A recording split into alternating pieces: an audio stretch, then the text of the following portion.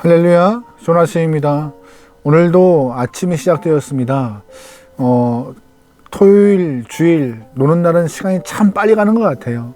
하지만 그럼에도 오늘부터 금요일까지 시간이 또 열심히 가야지 또 토요일, 주일 쉴 수 있는 시간이 오는데요. 바쁜 월요일이 시작되는 하루, 여러분의 그 바쁜 날이 말씀으로 시작되어서 정리가 정돈이 되고 또한 하나님께 내 마음을 드릴 수 있는 귀한 날이 되면 좋을 것 같아요. 말씀 보죠. 슬기로운 아침 시간 신명기 14장 말씀입니다. 여러분이 보시기에 평소에 신앙인과 비신앙인, 교인과 교인이 아닌 사람들을 어떻게 구분하죠? 주일 같은 경우에야 이렇게 성경책을 끼고 교회에 움직이시는 분들은 다 성도임을, 하나님의 백성임을 구별할 수 있지만 평소에는 그 구별됨이 쉽지 않습니다. 함께 어울려 사는 여러 가지 사회 안에서 같은 모습의 삶을 살기 때문에 성도로서의 모습을 특별히 이렇게 꼬집어낼 수 있는 부분이 좀 적죠. 오늘 하나님께서 모세에게 이스라엘 사람들에게 삶에서 구별된 모습을 전하고 계세요. 가나안 땅에 들어가서 이제 가나안에 있는 영혼들을 다 내보낸 다음에 이스라엘 사람들이 정착한 삶을 살아가는데 그곳에서 좀 구별된 모습의 삶을, 성결한 삶을 이렇게 살아야 한다라고 오늘 본문에서는 말하고 있습니다. 특별히 세 가지 말씀하시는데요. 첫 번째 무엇이냐? 바로 가나안 원주민이 행하고 있는 그런 장례 문화를 따라하지 말라고 말하고 계세요. 1절과 2절 말씀입니다. 너희는 너희 하나님 여호와의 자녀이니 죽은 자를 위하여 자기 몸을 베지 말며 눈썹 사이 이마 위에 털을 밀지 말라. 너는 내 하나님 여호와의 성민이라. 여호와께서 지상 만민 중에서 너희를 택하여 자기 기업의 백성으로 삼으셨느니라. 아멘. 하나님은 일단 이스라엘 사람들에게 정체성을 알려주십니다. 이스라엘 사람들은 하나님이 구별하시고 택하신 하나님의 백성이라고요. 그 하나님의 백성된 영혼들은 가나안 땅에 들어가서 가나안 사람들의 장례 문화를 쫓아지 말라 하십니다. 근데 그 당시에 가나안 사람들은 좀 독특한 장례 문화를 갖고 있던 것 같아요. 죽은 사람들을 애도하기 위해서 좀 괴상한 방법을 사용하는데 자기 몸을 베고 눈썹 사이에 있는 털을 미는 그런 모습으로 자신들의 좀 몸에 상함을 좀 갖고 애도를 표현하고 있던 것입니다. 이런 모습은 열왕기상 보면은요, 우상에게 제사할 때 자기 몸을 상하게 예배를 드렸던 모습과 거의 흡사한 것인데요. 왜 이렇게 이방인들이 자신들의 몸을 상하게 하면서 죽은 사람을 애도하거나 예배를 드릴까요? 그것은 자기의 고행과 자학을 통하여서 신의 마음으로 움직일 수 있다고 생각하는 거예요. 그래서 하나님께서는 너희가 그렇게 하지 않아도 나는 다 안다라고 하기 때문에 이스라엘 사람들 너희가 내가 택한 영혼인지라 스스로 몸을 상하게 하고 이마 사이에 있는 털을 밀면서 애도함을 표시하지 않아도 네 마음 충분히 안다라고 하시기 때문에 그런 이상한 문화 쫓아지 말라라고, 그거를 좀 벗어나서 하나님을 향한 믿음을 갖고 그 죽은 영혼들을 하나님 손에 맡기는 마음으로 주 앞에 나아가라고, 그런 좀 구별된 모습의 장례 문화를 여기고 계신 것입니다. 성민으로서, 거룩한 백성으로서 이방인들의 방식과는 다른 그런 삶을 통하여서 좀 하나님의 기쁨된 영혼으로 살아가라고 명령하시는 거죠. 두 번째로 본문에서는요, 내적인 성결을 요구하고 계세요. 가나안 땅에 들어가서 너희가 이제 이스라엘 사람들이 가나안 사람들과 함께 어울릴 수도 있고 또한 여러 문화를 접할 터인데 그때에는 너희의 성결함을 유지하여서 깨끗함을 가져야 한다. 그래서 하나님은 내적인 것들을 좀 이렇게 잘 보호하기 위해서 음식을 금지하셨습니다. 3절 말씀이에요. 너는 가증한 것은 무엇이든지 먹지 말라. 아멘.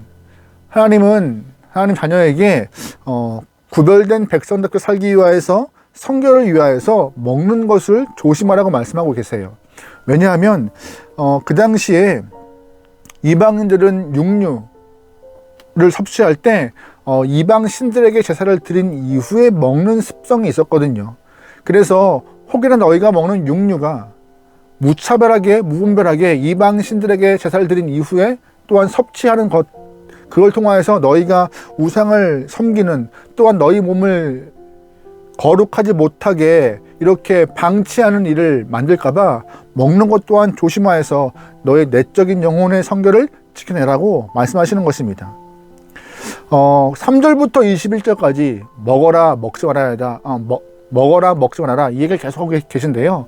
이 얘기는 단순히 하나님이 시시콜콜하게 이스라엘 사람들 먹는 것도 체크하시네 라고 쪼잔하고 작으신 분이 아니란 얘기예요. 하나님은 그만큼 이스라엘 사람들이 조금의 틈을 타서 우상 숭배나 다른 마음을 먹지 않도록 먹는 것 또한 조심하여서 성결함을 지키라 하시는 거죠. 세 번째, 하나님은 이스라엘 사람들에게 가나안 땅에 들어가서 11조를 마땅히 드려야 한다라고 말씀하십니다. 22절, 23절 말씀입니다. 너는 마땅히 매년 토지소산을 11조를 드릴 것이며 내 하나님 여호와 곧 여호와께서 그의 이름을 두시려고 택하신 곳에서 내 곡식과 포도주와 기름의 11조를 먹으며 또 내 소와 양의 처음 난 것을 먹고 내 하나님 여호와 경외하기를 항상 배울 것이라. 아멘. 무슨 말이에요? 22절 보시면은 마땅히 라고 시작하고 있고, 오늘 읽었던 이 3절 끝에 보면은 항상 배울 것이라고 끝나고 있습니다. 다시 말해서 모세는 이후를 막론하고 가나안 땅에 들어가면 11조를 마땅히 드려야 할 것이며, 그것을 후손에게, 자녀에게 가르쳐서 하나님을 향한 마음을 표현하는 것, 그것이 신앙인으로서 구별된 마음이라고 말하고 있는 것입니다.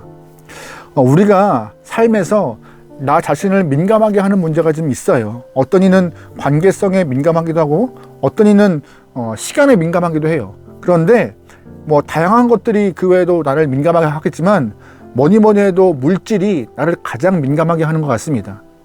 수고하고 땀 흘려 얻은 그 귀한 물질이 다른 사람에게 쉽게 넘어가는 것, 용납하기 쉽지 않아요. 그래서 절약하고 조사하고 꼼꼼히 관리하는 게 물질이죠. 예를 들어서 장사하시는 분들도 기본적으로 좋은 물건을 갖고 장사하시겠지만, 하지만 그 이면에 물건을 사러 오시는 분들의 마음을 얻기 위해서 열심히 친절하게 또한 최선을 다해서 응대하는 모습을 볼 수 있어요. 조금 퉁명스럽게 손님을 맞이하는 주인들은 물건을 많이 못 팔죠. 아무리 물건이 좋아도 주인이 손님을 친절하게 웃으면서 맞이할 때 더 물건을 하나 살 거 두 개 사고 싶은 마음이 생기는 것처럼 마음을 얻는 것, 그래야 다른 사람의 주머니에 있는 물건을 이렇게 내 주머니로 갖고 오는 장사의 기본 원리가 그런 거잖아요. 장사도 그런 건데 헌금도 마찬가지입니다. 마땅히 주 앞에 드려야 되는 것이에요. 그 마땅이라는 것은 뭐예요? 하나님께서 이스라엘 사람들에게 이렇게 땅을 주시고 물질을 주시고 살 수 있는 소산물 주시고 수확물 주심에 감사하여서 하나님 그 감사에 너희가 물질을 드리는 것이 마땅하다라고 하는 것입니다. 신앙생활 중 이렇게 헌금을 드리는 일이 있습니다. 하나님께서 나의 삶에 허락한 은혜와 그 감사의 마음을 물질로 표현하는 거잖아요, 헌금이. 그런데 헌금을 드림에도 마음 없이 그냥 이렇게 돈을 내는 것과 같이, 밥값 내는 것과 같은 헌금 하나님이 기뻐하지 않으시는 거예요. 특별히 11조도 교회에서 정했으니 11조 내 이렇게 강요하면요, 마음이 움직이지 않는 11조, 감동이 없는 11조는요 이렇게 정해졌으니 해야 되는 거야 라고 하는 순간 성도들의 귀에 들어오지 않아요. 그래서 하나님은 그 마음을 얻기 원하세요. 마음을 통하여서 드리고 싶고 마음을 통하여서 우리가 헌금하는 것, 그걸 기뻐하시는 것이에요. 그걸 마땅히 후손과 자손에게 가르치라고 오늘 본문에서 하나님은 모세에게 말씀하고 계신 것입니다. 마음이 움직여야 하는 것이에요. 마음밭에 감동이 임하여서 감동 가운데 하나님께 드리고 싶은 마음이, 제가 아는 교회에 이 헌금 문제로 큰 이렇게 어려움이 있던 것 같아요. 왜 헌금을 드려야 하는지에 대해서 11조가 잘 어떻게 정당히 쓰이는지, 교회에서 이렇게 헌금을 잘 사용하는 것 같지도 않은데 왜 헌금을 해야 되는지 이렇게 좀 그런 분란들이 있던 상황이 있었는데, 그때 어느 한 청년이 교회 게시판에다가 이런 글을 올렸다고 합니다. 내가 주님을 사랑하고 주님께서 나를 위하여 흘린 피값으로 나는 구원을 거저 받았습니다. 나는 그래서 주님께 드리고 싶은 마음이 있습니다. 드리고 싶은 마음으로 인하여서 나는 헌금을 감사함으로 드립니다. 이 짧은 글이 그 교회의 모든 문제를 종식시켰다고 하더라고요. 이 마음 주님이 정말 원하시는 것입니다. 내가 물질을 드림으로 할 일 다 했다 이런 마음 아니고요. 마음을 들여서 하나님을 기쁘게 하는 것. 이게 성도로서 구별된 삶, 거룩한 삶을 살아가는 하나의 모습이라고 오늘 본문은 말하고 있어요. 오늘 본문은 한 번 더 말합니다.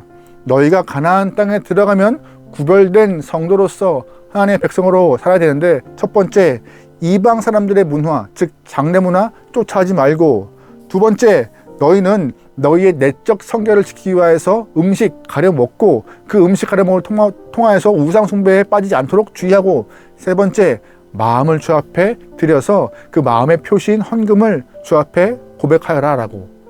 이러한 모습을 통하여서 성도된 모습, 신앙인의 모습, 백성다운 삶을 살아내라고. 우리 또한 이러한 모습을 통하여서 하나님 백성다운, 신앙인다운, 하나님이 선택한 성민다운 그런 모습을 좀 보일 수 있는 거룩한 영혼이면 좋겠습니다. 오늘 하루가 이제 일주일의 시작이 되잖아요. 월요일. 이 월요일을 통하여서 우리의 일주일이 거룩한 우리의 모습을 통하여서 일주일이 아름다운 열매로 풍성하게 되어서 하나님의 기쁨된 영혼의 삶을 살아내면 좋겠습니다. 오늘 하루도 말씀으로, 오늘 하루도 우리의 삶으로, 오늘 하루도 기도하는 마음으로 승리하기 소망합니다. 아멘. 기도하시겠습니다. 하나님, 주일 1시간만 성도인 것처럼 살지 않고 매일매일 매 순간마다 말씀을 떠올리며 주의 마음을 기쁘게 하기 위해서 거룩한 명혼 되게 하옵소서. 세상 문화에 집중하지 않고 또한 조금 더 성결하기 위하여서 구별된 삶을 살며 주님 앞에 감사 마음을 잃지 않는 그런 성도가 되어서 하나님이 기뻐하시는 영혼의 삶을 살아내도록 우리의 시간들을 주장하소서. 오늘 하루를 맡깁니다. 어떠한 일을 만날지, 어떠한 사람 만나서 어떠한 시험 당할지 알 수 없사오나 그때마다 마음을 지키고 주님을 기쁘게 할 수 있는 거룩한 성도 되게 허락하소서. 모든 걸 맡기오며 예수님의 이름으로 기도합니다. 아멘.